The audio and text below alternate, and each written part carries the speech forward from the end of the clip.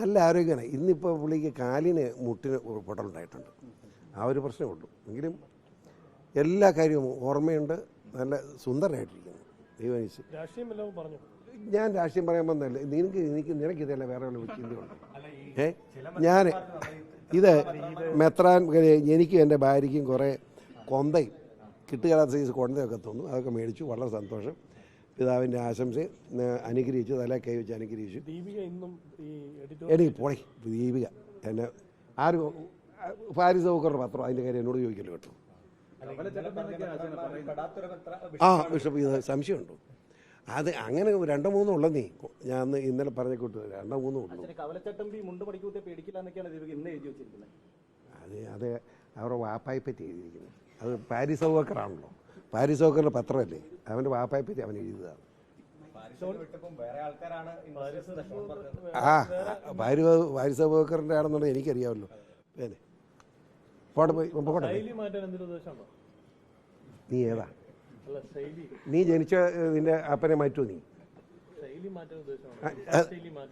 എനിക്ക് സൗകര്യമില്ല. അല്ല വർത്താനം പറഞ്ഞു ഇങ്ങനെ കുറേ ഉണ്ടേ ഈ ഇത്തിക്കണ്ണിയായിട്ട് ഗുണമില്ലാത്തവന്മാർ. മാന്യമായിട്ട് ഇറങ്ങി വന്നത് മാന്യമായിട്ട് സംസാരിക്കാൻ പോലെ ഉടനെ മറ്റു വർത്താനം പറയാമോ?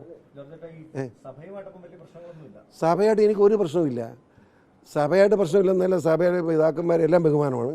പക്ഷേ പിതാക്കന്മാർ ഈ നന്ദികേട് കാണിച്ച് രാഷ്ട്രീയം കളിച്ചാൽ ഞാൻ വർത്തമാനം പറയും, ഇനിയും പറയും.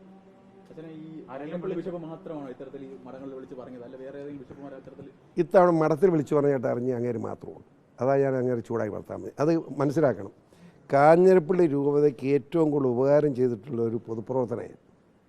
ആ എനിക്കെതിരായിട്ട് മഠത്തിലോട്ട് വിളിച്ച് പറഞ്ഞ പിതാവ് പറഞ്ഞാൽ വോട്ട് കിട്ടുമോ? പിതാവ് നാണക്കെട്ടില്ലേ? ഒറ്റ സിസ്റ്റർ പറഞ്ഞാലേ ഞാൻ അറിഞ്ഞത്. സിസ്റ്റേഴ്സ് തന്നെ വിളിച്ച് പറഞ്ഞു ഇങ്ങനെ പിതാവ് ഇങ്ങനെ പറഞ്ഞത് എന്ത് മര്യാദകളായത്. അത് അപ്പോൾ സിസ്റ്റേഴ്സ് അറിയാമല്ലോ ചെയ്ത കാര്യങ്ങൾ. അപ്പോൾ എന്തുവേണ്ടി പിതാക്കന്മാർ സ്ട്രോങ് സ്റ്റാൻഡായിരുന്നു. അല്ല പിതാവല്ല സിസ്റ്റേഴ്സ് വല്ല വോട്ടും കിട്ടിയോ? പിതാവ് എന്തിനാണ് നാണക്കേട് കാണിക്കാൻ പോയി? ഞാൻ അതിനെപ്പറ്റി ഞാൻ അന്വേഷിച്ചില്ല.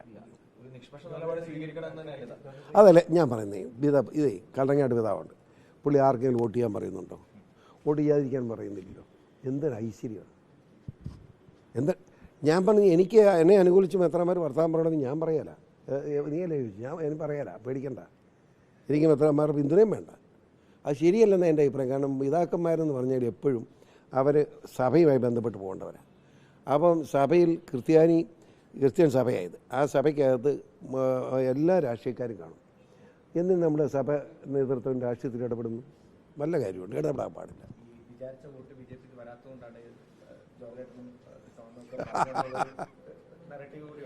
അതാരാ പറഞ്ഞത്?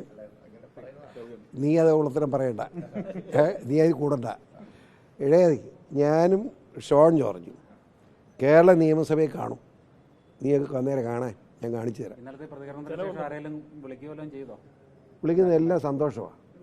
വിളിക്കുന്ന ഇന്നലെ കണ്ടിന്യൂസ് ആയിട്ട് പുറേ താഴെ വന്ന് സപ്പോർട്ട് എല്ലാം എനിക്ക് സപ്പോർട്ടാണ്. പക്ഷെ അത് കഴിഞ്ഞ് ഇന്നലെ അതിൻ്റെ അമ്പടാ കൊച്ചു കള്ള ഇതെല്ലാം കണ്ടും കേട്ടും ഒക്കെ പോകുന്നത്. അങ്ങനെ പോകണം. അതാ അതിൻ്റെ ശരി. ആരെ അങ്ങനെ ഒന്നും ഉണ്ടോ? 10-30 കോടി ജനമുള്ള അംഗത്വമുള്ള സാധനമാണ്. ഇടാ മാനെ, ഞാൻ ചോദിക്കട്ടെ, കല്ലറങ്ങാട്ട് പിതാവിൻ്റെ ഈ പാലാ അരമനയിൽ പേട്ടയെന്ന് കുറേ SDP വന്ന് കല്ലെറിഞ്ഞു. അറിയാമല്ലോ. ഈ കത്തോലിക്ക കോൺഗ്രസ്സുകാരൻ ഇവിടെ പാലക്കാരനാണ്. അവനൊക്കെ അന്ന് നാട് വിട്ടിട്ട് 1 മാസം കഴിഞ്ഞ് ഇങ്ങോട്ട് വന്നേ. അത് കൂട് കത്തോലിക്ക കോൺഗ്രസ്. വേറെ പണിയൊന്നുമില്ല അവൻ്റെയൊക്കെ. മഴം വല്ല വേണ്ട ഒരു കൂട്ടത്തിൽ. ചുമ്മാ കത്തോലിക്ക കോൺഗ്രസ്. കായുമില്ല, തോലിക്കായും ഇല്ല, ഒന്നുമില്ല. കത്തോലിക്ക കോൺഗ്രസ് നടക്കുന്നു. വല്ല മഴയും വേണ്ട കൂട്ടത്തിൽ. ചുമ്മാ ഞാൻ ചോദിച്ചത്, പിതാവിനെ ഇവിടെ വന്ന് ആക്രമിച്ചു, ഏത് പാലായിൽ വന്ന് ആക്രമിച്ച് കല്ലെടുത്ത് SDP കണ്ടിട്ട് ഒന്ന് നോക്കാനൊരു തൻ്റെ ഇടം ഉണ്ടായിരുന്നു. ഞാൻ ഒറ്റയ്ക്കാണ് വന്ന് എതിർത്തത്. ഞാൻ ഒറ്റയ്ക്ക് നിന്നല്ലേ എതിർത്തത്. പിന്നെ ആരാ സഹായിക്കും? RSSകാരാണ് വന്നത്. ഒരു കത്തോലിക്ക കോൺഗ്രസ്സുകാരനെ കണ്ടില്ല. അവൻ്റെ മുഴുപ്പ് പറഞ്ഞേക്കല്ലേ.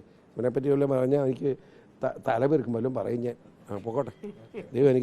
ദൈവം നിങ്ങളെല്ലാവരെയും സമൃദ്ധി അനുഗ്രഹിക്കട്ടെ എന്ന് പ്രാർത്ഥിച്ചുകൊണ്ട് പാവ പിതാവിൻ്റെ പാലായിലെ അഭിനന്യ പള്ളിക്കാപ്പറമ്പ് പിതാവ് എത്രയോ വർഷം പിതാവായിരുന്നു. ആ വലിയ മനുഷ്യൻ്റെ അനുഗ്രഹം മേടിച്ചുകൊണ്ട് വരികയാണ്. ആ അനുഗ്രഹ നിവേദം ഈ ചാനലുകാർക്ക് എല്ലാവർക്കും ഞാൻ പങ്കുവച്ചിരിക്കുന്നു. നന്ദി, നമസ്കാരം. അത് നിൻ്റെ അഭിപ്രായം. കേക്ക് ഞാൻ ഇപ്പോൾ ഇവിടെ കേക്കിരിക്കും, അതിനകത്ത് അത് തന്നു. പക്ഷേ ഇവിടെ അത് ഇനി നിങ്ങൾ പേട്ട വരുമ്പോൾ എല്ലാവരും കേക്ക് തന്നേക്കാം. പോരെ? ചിലവുണ്ടേ, നിനക്ക് 2 ചെലവ് ചെയ്യും ഞാൻ.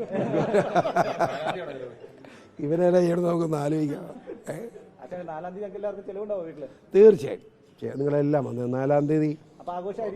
പിന്നെ പക്ഷെ വേറെ കുഴപ്പമില്ല, 4-ാം തീയതി ആകുമ്പോഴത്തേനും സ്വീകരണവും ബഹളമൊക്കെ പോടി.